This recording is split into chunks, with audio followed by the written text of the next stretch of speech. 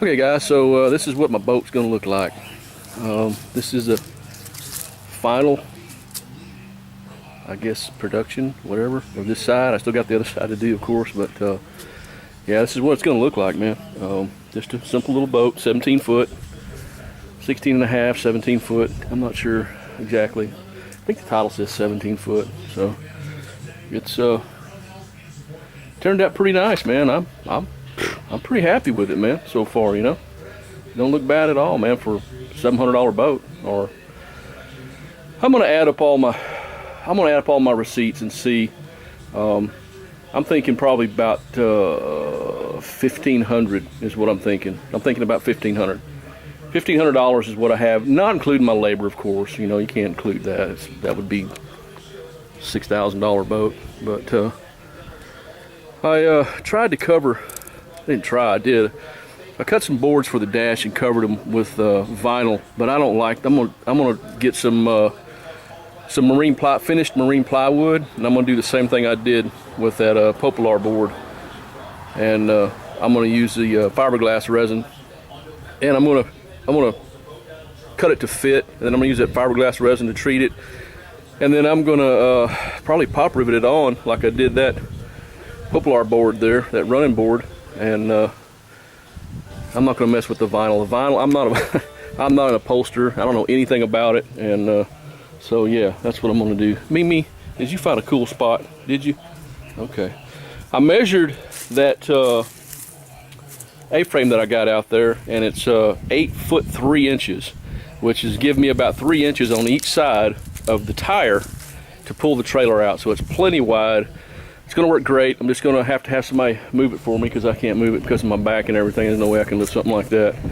But I'll get my buddies over here this weekend, and we'll move that thing over here, and I'll lift this damn thing up, and we'll pull this boat off this trailer, and then we'll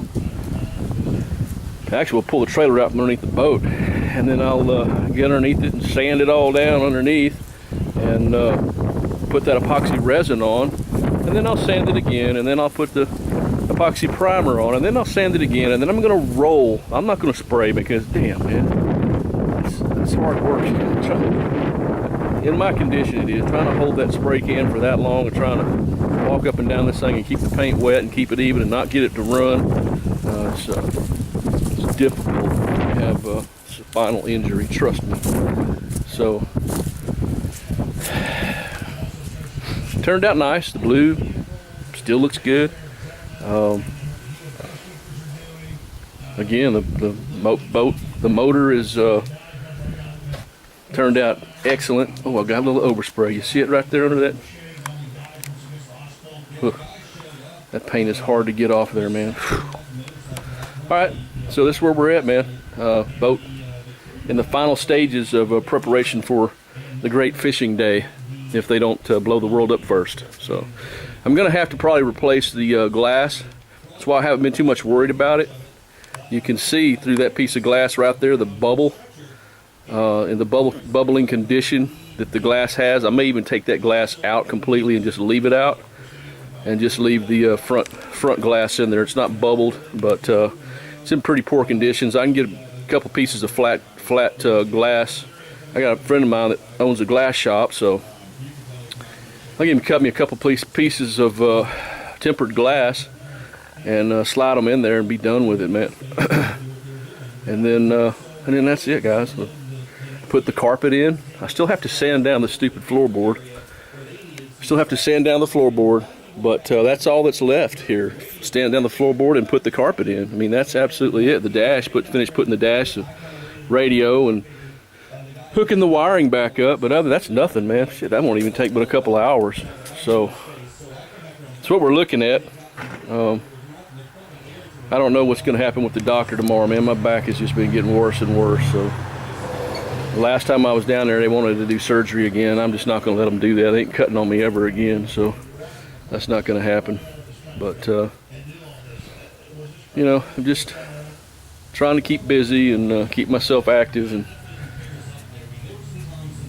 you know, keep my mind off of what the world can consider sorrows. All right, guys, I guess that's all I got. I'm just gonna ramble if I keep this thing on. So I'll holler at you later. Peace out.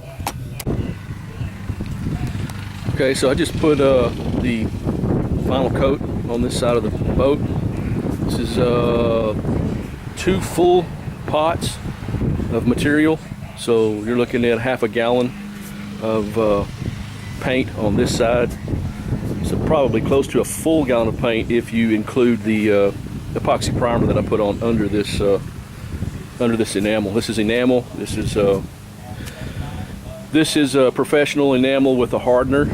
Same thing I painted the interior of the boat with, interior of the boat and the motor.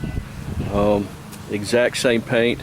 That hood for that motor's been sitting out in the sun for about 3 months. Has not deteriorated at all. It's sat during the direct sunlight for 3 months, and there's no fade, there's no nothing. So I'm really happy with this paint. This it's Rust-Oleum Professional. I reduced it with acetone 10%, and then I added probably between 5 and 8% hardener with it. Just say 10% hardener, 10% reducer, 10% hardener, and really happy with it. Man, this paint goes on, it doesn't run, it goes on really evenly. You just got to make sure that you're applying it wet, because you'll have a dry spot if you don't make sure that when you're applying the paint that it's good and wet. If you're spraying it, I sprayed this. My intention is to roll the underside, use a roller on the underside when I get this boat off the trailer, probably next weekend. And what I'm going to do with this stupid thing is I don't know if you can see this or not.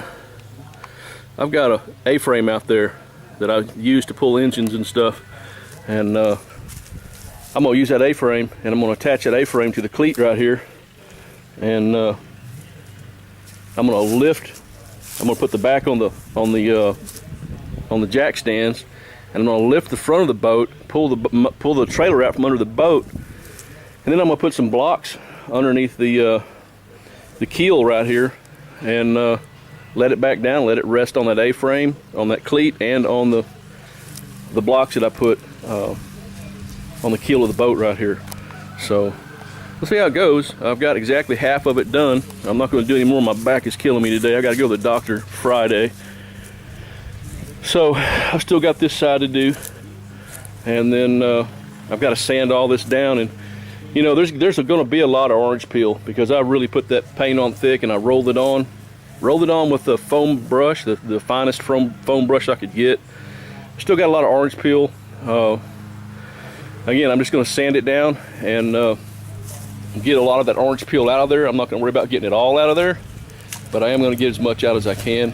And as you can see, there's a lot of orange peel, but I don't really care about that. It doesn't really matter. I'm going to put some stickers on this thing, and it'll look like brand new going down the road. So it will at least look like someone knew what the hell they were doing when they did it. So this is where I'm at, guys. I'm probably halfway done now with the paint job. Yeah, probably halfway done completely. So that's, if you include the inside and the outside, pretty close to being about halfway done. So that's what we're looking at. Hopefully by this weekend I'll have this thing off the trailer, and as you can see, I got a couple of bugs right here. You can see that I can't see on the screen. I think you can see that. But what I've learned is if you leave the damn thing alone, let it dry, you can just brush that bug right off there. You know, the thing you really have to worry about is runs. I didn't get any runs. I got one tiny little run up front, but you won't even be able to notice it. So, all right, guys, that's all I got. Peace. I'm out. Okay, so I want to do another paint update. I've applied the epoxy primer for the hull of the boat, and I'm going to sand this down with probably 120 grit sandpaper. I put 5 coats on here because I've got to sand it back down. This is really tough stuff, man. This reminds me of the paint we used to put on them tugboats way back when I used to work on the tugboats out of Freeport, Texas. But anyway, I've got the primer on this thing all the way around.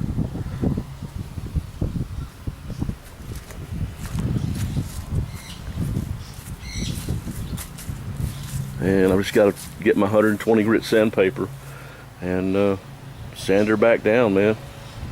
And then that's it. Then I can take it off the trailer and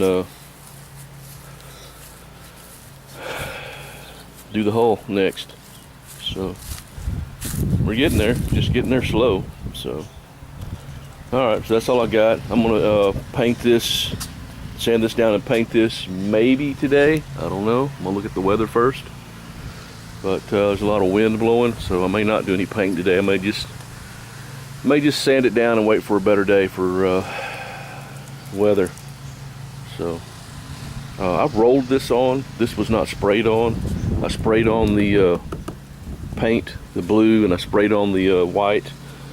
But this had to be rolled on, and it's really messy, and it dries really fast. The tack time on this thing, you got to really pay attention to it, because they do the thumb test where you put your thumb on the paint, and if none comes off on your thumb, you're good, as long as you leave like a fingerprint. You know, if you can still leave a fingerprint in the paint, but the paint doesn't come off on your thumb, then you can apply another coat. And I did that 5 coats on here on both sides. So, but again, I did it that thick because they recommend 4 coats. I put 5 because I'm going to sand her down, and then I'm going to apply my white hard enamel paint. So, all right, guys, that's all I got. This little old boat's coming along pretty good. It's going to look all right for, you know, for what it is. Glastron walkthrough, an old Glastron walkthrough. I'm just bringing it back to life. So, a little bit at a time. All right, guys, we'll talk to you later. Peace out.